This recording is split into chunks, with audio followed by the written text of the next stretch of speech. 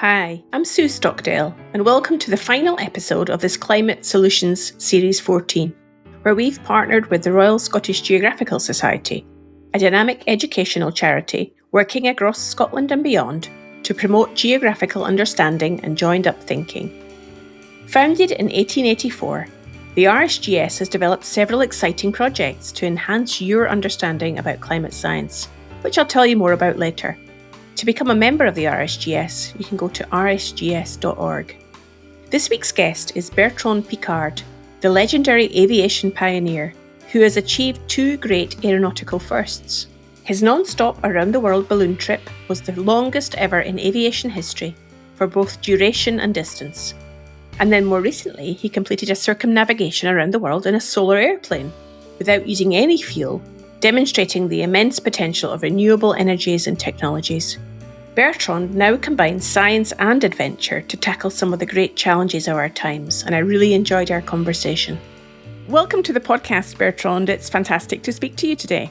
I'm very happy also, all my friends from Scotland. Now, curiosity is something I know as an explorer is close to your heart. What's getting you curious this morning, Bertrand? The unknown of the world. I think life itself is the biggest adventure. Sometimes we imagine that we have to go to the other side of the world with very special vehicles and things like that. But actually, life is full of unknown, full of unpredictability, and we have to make our way through life like we do it on the ice or in the jungle. Now, you have been exploring the unknown from an aeronautical perspective with your two great successes, flying around the world in a balloon and a solar-powered airplane. I'm wondering, from that view of the world, Bertrand, what did it cause you to reflect upon and to be inspired by? Of course, you are inspired by nature. You're inspired by the greatness of the world. You're inspired by the magic of life that you overfly.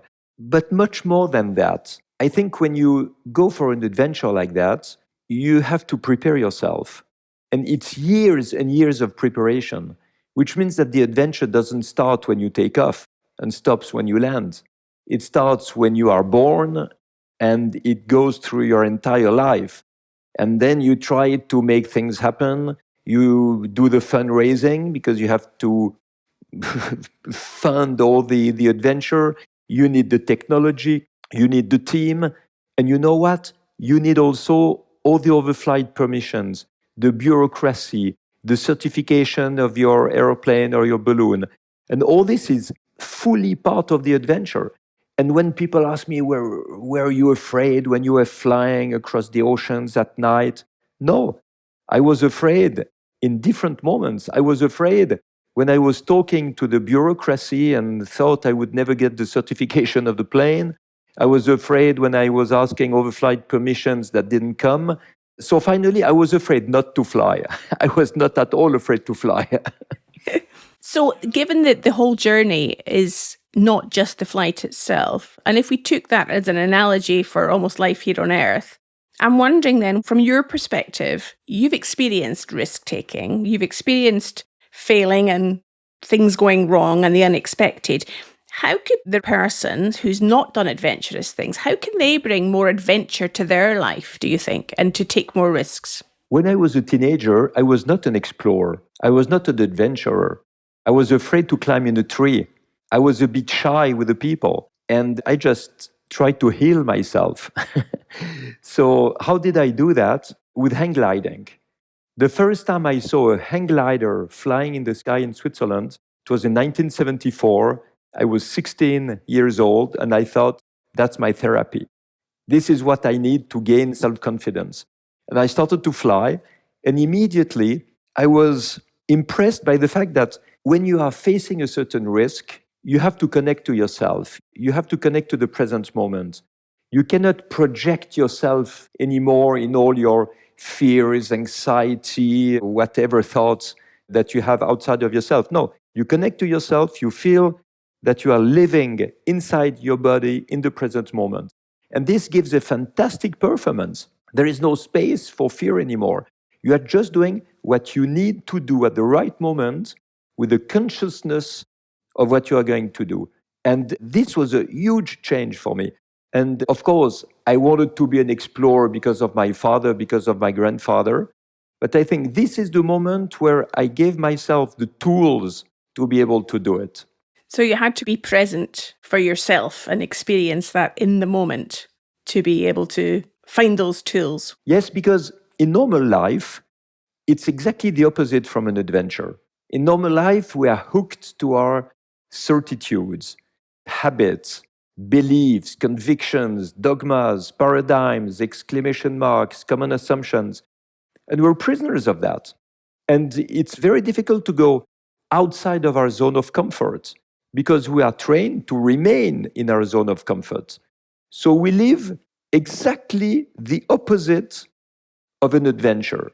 So, what we need to understand is the importance of getting outside of our certitudes, to give ourselves the permission to invent something else, not just an invention as an airplane or whatever, but invent the life we want, invent the future we want, and be aware that the decisions that we are taking as human beings have a consequence in our life.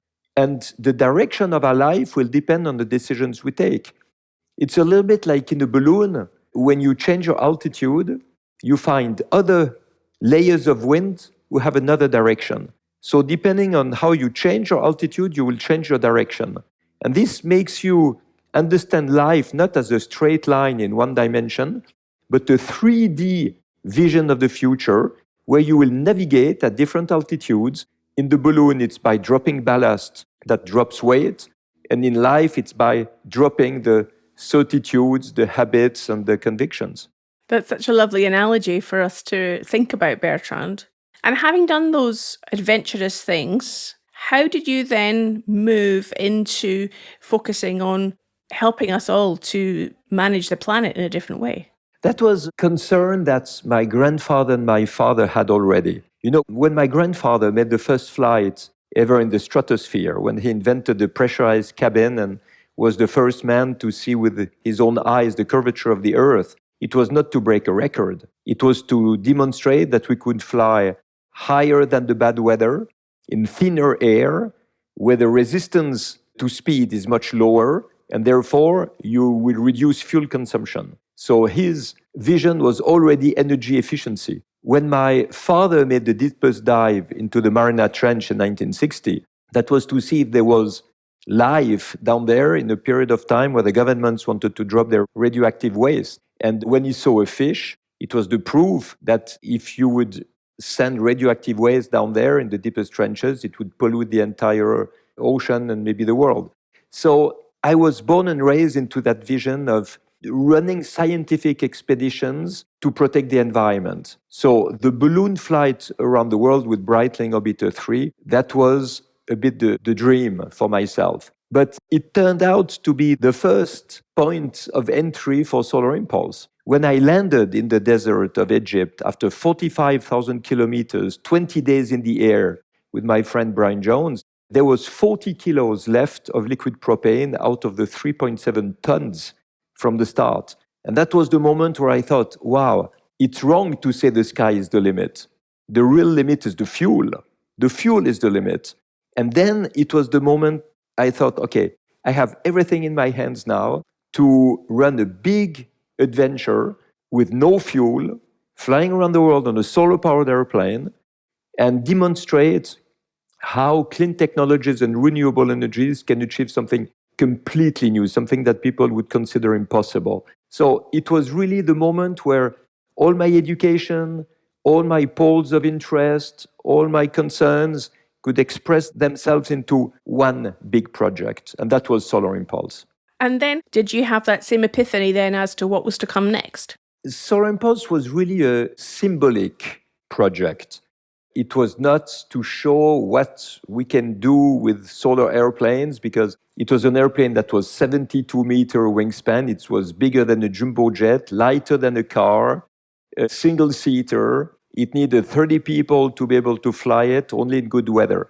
So, of course, it's not a real good way to promote clean aviation. But I noticed that it was a really good way to promote the solutions that can make our world much cleaner and much more efficient. Because actually, solar impulse for me was really the symbol of the gap existing between all the current technologies available and the world of the past in which we're still living. Just imagine, I was flying with no fuel, with no noise, with no pollution, and I could fly as long as I wanted.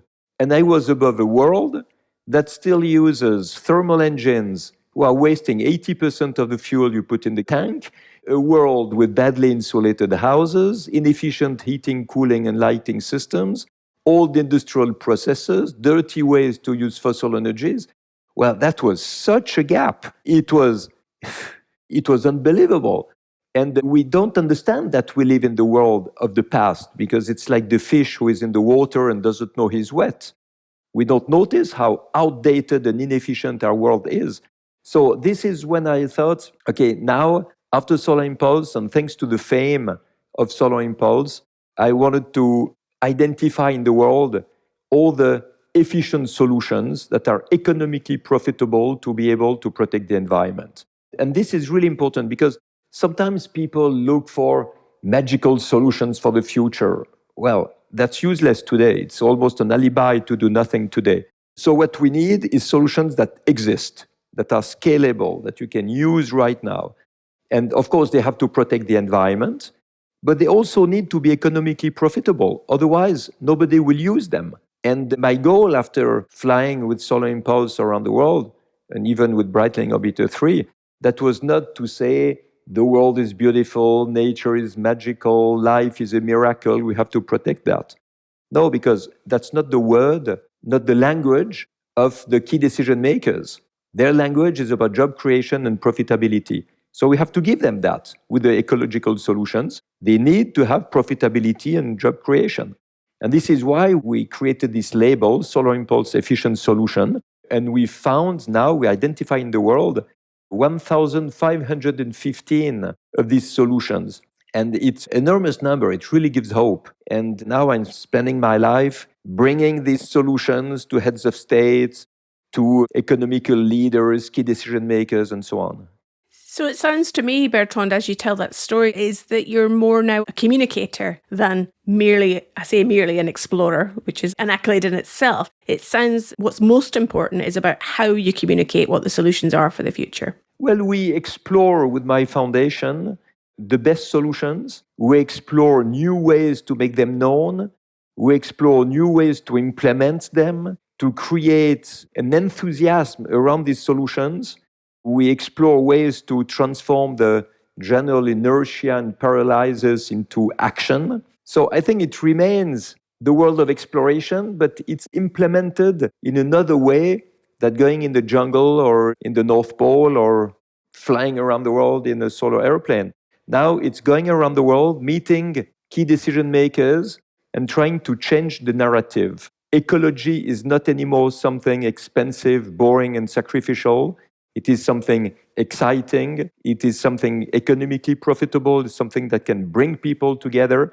And I think exploration is also inside of ourselves, inside of the way people are thinking and doing, and not only in new territories. So given that you're using your exploration skills in all of these different ways to inspire and engage people, and you also know yourself as a youngster, you weren't an explorer, so you had to go in that hang glider to experience what the reality of it was. What's your sense of how do you engage people to trust in the unknown, to step out of their comfort zone, and to be uncomfortable enough to engage in some of those technologies that are part of those solutions that you described? You have to give an incentive to people to change. If you see somebody who is afraid of changing, you have to show him that he has inside of himself all the tools, all the resources, all the potentials that can help him to do something differently. We have to show him that it's better to do it in another way. You know, as much as an explorer, I'm a psychiatrist and psychotherapist, and I was treating people for 20 years with hypnosis. And basically, it's exactly the same thing. You bring people into the confidence, into trusting their own resources. And this is something that they are sometimes discovering for the first time. To trust ourselves. to be aware that we have all the tools to do it, and that if we do it, life will be more interesting. Our relation with ourselves and with other people will also be more interesting. We will be able to imagine more, to dream more, to do things differently, and maybe to invent a future in 3 dimensions rather than just the little prison in which we are with our certitudes. Well, I certainly agree with what you're saying, Bertrand. I'm an executive coach, and there are many conversations that I have with leaders on very similar subjects about how difficult and yet how rewarding it is to step out one's comfort zone. But there's something important also to say, is that we are not big heroes doing exploration and putting ourselves above other people. We have to show to everyone that each one can do the same that what we have done. If we have a bit of curiosity, if we have a bit of perseverance, if we agree also to take the risk of failing. This is very important. And sometimes I meet explorers who say, we should not speak about our emotions, we should not speak about our fears, we have to show that we are much more courageous than everybody else. And I think it's wrong. I think it's absolutely wrong. We have to show our doubts, we have to show our problems, we have to show also our failures, and tell to people who are just like you. But we take that risk. We take the risk to step out of what we know because we think it makes life much more interesting. I also concur with what you're saying, Bertrand, and recognise that we live in a world of social media, and what may seem as the perfect scenario where people are photographing things for Facebook or Instagram or anything else, and there is a drive for perfection and not showing vulnerability and not showing the imperfections. So sometimes it's not quite as easy as we would like it to be in showing the vulnerability, particularly for decision makers, industry leaders, heads of government, to be the ones to say, I don't know what to do next. And I'm wondering if you've experienced any of that with the influencers and key people that you engage with. Do they ever show you a sense of vulnerability and uncertainty? Only if you show yours, they will show theirs. And it's funny because in the beginning, I was giving my speeches to big corporations or even public speeches, showing the success. And then there were people asking me, yes, but did you also have some failures? And I thought, wow, I'm not speaking enough about my failures. And now I have a complete speech that I do sometimes only about the failures. And it's really interesting because it shows that each failure allowed me to understand something much better and to do better afterward. And there would not have been all this success without the previous failures. This shows the vulnerability. It's a huge mistake. If we want to promote exploration and the spirit of exploration, it's a huge mistake to make believe that we are invulnerable. We need to show our vulnerability. We have to show our difficulties. We have to show that basically we are like everybody else, but just with a wish to go a bit further, and we should go there with everybody else, not alone. Well, of course, that's what makes it much more enjoyable as well, when one's doing adventurous things with other people and seeing the effect that it has on them too. Exactly. And now what I always say when I speak to you, the Royal Scottish Geographic Society, or to the Explorers Club in New York, or other group like this, it's that we should give the wish to the new members to explore the world, but to explore life, to explore the human being, to explore the psychology, to explore the spirituality, to explore new ways to have a better quality of life. And this can be done by absolutely everybody. And also to never believe when we are told it's impossible. The people who say that something is impossible are people who believe that the future is an extrapolation of the past on the present, which is completely wrong. The future is unpredictable and requires from us to be disruptive. That means to invent new ways of doing and thinking that actually have absolutely nothing to do with what we have learned. If this episode is inspiring you to find out more about climate change, then the RSGS Climate Solutions course can give you a greater understanding in a quick and simple way. It's been developed by leaders and experts in climate change from the Royal Scottish Geographical Society, the University of Strathclyde Business School and the Edinburgh Climate Change Institute, and it's endorsed by the Institute of Directors. In just 2 hours, you can learn about practical solutions that you can implement immediately to help tackle climate change, direct from world-leading experts. head on over to climatesolutionsnetwork.com to find out more. Now back to the podcast. So given that you have this enthusiasm for exploration and helping people to be disruptive and challenge their stated ways of thinking, I understand you also have a family yourself, Bertrand. I'm wondering if they get inspired by your messages, or your daughter's not as enthused as you'd like them to be. No, everybody's enthusiastic. And, I did all my adventures thanks to my family and not despite my family. I remember that in order for my daughters to identify themselves to what I was doing, I always took them on the place where I was constructing the airplane, the balloon. I took them to see the test flights, to come with me when I was giving speeches. So they were really completely involved in what I was doing. And they understood very well why I was doing it. And I remember when I was ready to take off in Hawaii to cross the second part of the Pacific and fly to San Francisco, I sent them a message to say, flight is confirmed for tomorrow. And I thought, what are they going to answer? And they answered, pioneering spirit for life. And this has become the motto of the family. But it was invented by them, not by me.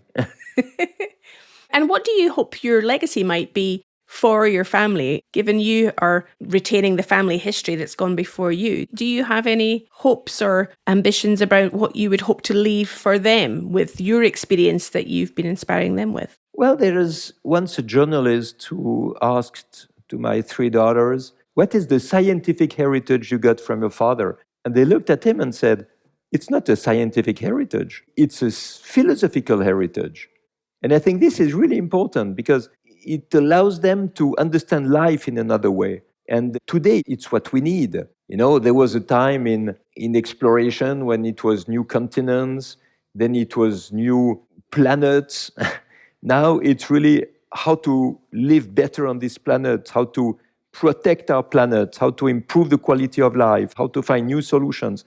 So you don't require really a lot of physical strength. You need to find a mental endurance to go through the obstacles, through the people who tell you it's impossible, and keep faith that life is something that is worth living well. So yeah, that's an important subtlety of the philosophical perspective and not just the scientific perspective of life. Just turning our attention to the everyday activities of Bertrand and what you spend your time doing, what would be an example of your everyday activities that you do, Bertrand? I earn my life by giving speeches. This is about 25% of my time. And 3/4 of my time, I give for free to my Solar Impulse Foundation to promote the solutions that can protect the environment. So basically, it's a lot of political meetings, a lot of speeches to political assemblies, a lot of press conference, speaking to clean tech associations, environmentalists. And each time it must be another speech. Each time it's another way to present the things. And each time I try to do better in the connection with the audience. So it's never boring. It's always something new. And it's really the spirit of exploration. How can you change the world, basically? Or to be a little bit more humble, how can you contribute to change the world? And do you ever wake up and think, I don't want to do that today. I'll have a day off? Yes, absolutely. No, absolutely. There are moments I just like to stay, to meditate, to rest, to think. I love to write. I'm writing a new book now. It will be the 7th book. And nevertheless, I have 2 more adventures that I'm preparing because I'm too young with 65 to be retired as an explorer. So I'm working now on a solar zeppelin and a hydrogen airplane. The hydrogen airplane is a 2-seater that should fly around the world nonstop. And it will be absolutely with no CO2 because it will be a green hydrogen produced by electrolysis of water thanks to solar energy. So yeah, it's still interesting and still challenging. Well, I'm glad that not every morning you wake up with enthusiasm and some days you want to just have a rest. And I know one of the things that is a more recent initiative you have been involved in is Prêt à voter. Is that correct? Yes, prêt à voter, ready to vote. This is action that we have run in France. We're running it now in Switzerland and ready to do it a bit everywhere. It's legislative recommendations in order to push some solutions that are blocked by old legal framework. There are so many things you can do much better, much cleaner, much more efficient, but the law is not ready for that because the legal framework is as outdated as the old energies that we're still using. So we produce these recommendations that we bring to the parliamentarians, to the senators, to the heads of states, and so on. And we also made solutions guide for cities. This is something that is really important because there are cities who have tried one solution, another city has tried another one, and it works, but they don't have the general vision of it. So we have gathered all the solutions that work well, and we put this in the guide, solution guide for cities, and we bring them to the mayors, we bring them to governments, and show them all the success stories that could be globalized and that could be used also in their city. And you know how all this started? It started thanks to Scotland, because that was in the Conference of Climate in Katowice in Poland, I think COP24. And Nicola Sturgeon wanted to support us. And we worked together with Scotland. And with the support of Scotland, we could get the first hundreds of solutions. So it really started in connection with the support that Scotland gave us. And at the COP26 in Glasgow, we could bring to Nicola Sturgeon, we could bring to the Scottish government a special guide for Scotland that we edited specially with all the solutions that make sense for your country.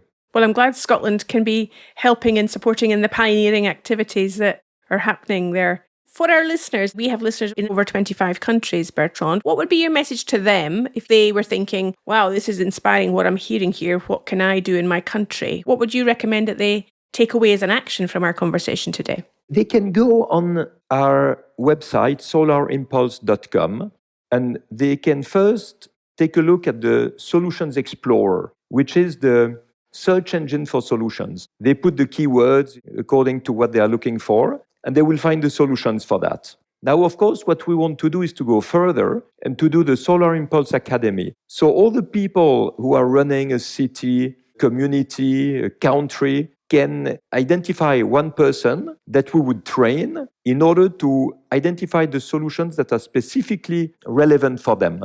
And we work, either they come at the foundation in Switzerland or we do it online. And we just train them to look at all the solutions that are relevant to the specific situation. And I think it's a huge step that they will be able to do with the new solutions.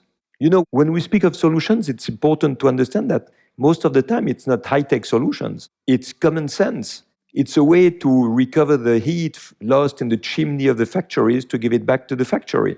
It's a way to reduce the energy that you need to run a data center. It's a way to reduce the pollution made by a thermal engine. It's a way to connect a car to your house, to discharge the battery of your electric car to the house in the moment there is a peak of demand. All these things, you know, it's just clever. It's a way to use steel staples instead of big iron armatures to make concrete. It's a way to run all the heating and the lighting systems of a building in an electronic way in order to save 20 or 30% of energy. All these type of things are available, and according to which country we're speaking about, it will be one solution more relevant or another one, and so on. And each time it allows to be more efficient. That means that it allows to do better with less need of energy, less need of resources, less waste. And therefore, it is profitable. It's profitable for the company who is producing the solution, as well as for the client who is using the solution. So it's a win-win all round by the sounds of it, and making it appealing for those who might be looking up those solutions for their relevant country. Absolutely. It has to be a win-win, because if it is an economical handicap to protect the environment, nobody will do it. What I was thinking about is in the past, when new inventions were taken on board at scale, it was often about making something fashionable. And my sense is what you're trying to do here is to make caring for the climate something fashionable, something appealing to people. Absolutely. You're absolutely right. Because far too often we still hear that ecology, protection of the environment is something sacrificial, something expensive, something boring, requiring from us less mobility, less comfort, less economic development, and almost nobody wants that. And this is why, after 50 years of ecology, we have more CO2 in the atmosphere, more plastic in the ocean, more pollution in the air. What's the progress? We have not gone in the right direction because the narrative created a lot of resistance, created a lot of oppositions. And now we have to stop that and change it completely. Drop the ballast of the old narrative, change altitude like in the balloon, take another layer of wind, which has another direction and a much better speed. And this is the language of profitable solutions that allow to develop the economy, create jobs, and at the same time protect the environment. It's so important in terms of the message that is being conveyed. Finally, Bertrand, it also strikes me from what you've said today, there's something about going high to get perspective. You've done it in your aviation activities to get perspective on the world from a new place. I'm just wondering whether that's also an important part for the listener of this podcast to think about how they get to a different place of perspective to get some new insight. Do you think that's important? It's vital. It's crucial. We absolutely have to do it. And there is a really interesting exercise that everybody can do. Each time we are absolutely certain of something, each time we're absolutely sure it cannot be something else, then we have to stop and say, wow, here I'm stuck into my certitudes. What else could it be? What would other people think about it? And try just to destroy a bit of our certitudes and our beliefs. And if we are clever enough to do that, we will learn a lot of new things. Well, that's a powerful message to leave our listener with today, Bertrand, on this podcast. It's been a real privilege to speak with you today. And if our listener wants to find out more about the work that you and the Solar Impulse Foundation are doing, you've mentioned the website already. Are there any other ways that they can find out more? Well, they can write directly to Solar Impulse if they need specific help for their cities, for their governments, for their factory. We're more than welcome to try to help the people. Wonderful. Well, thank you again for your time today and for the important messages that you shared with us. It was a pleasure to speak with you, and because you're also an explorer. As the first British woman who went to the North Pole, you know about exploration and you're asking the right questions, and I really enjoyed it. Thank you very much to you. Well, thank you, Bertrand. Thanks to Bertrand Piccard for his wisdom and insight. And what a magnificent end to this Climate Solutions series. We'll be back again soon with another series and have some more inspiring guests lined up for you, including Gary Fildes, an astronomer who is passionate about dark skies, Monica Parker, author of a best-selling book on the power of wonder, and Kevin Chapman, who describes how we can harness our body's intelligence to become more resilient and confident. I hope you can join us again soon.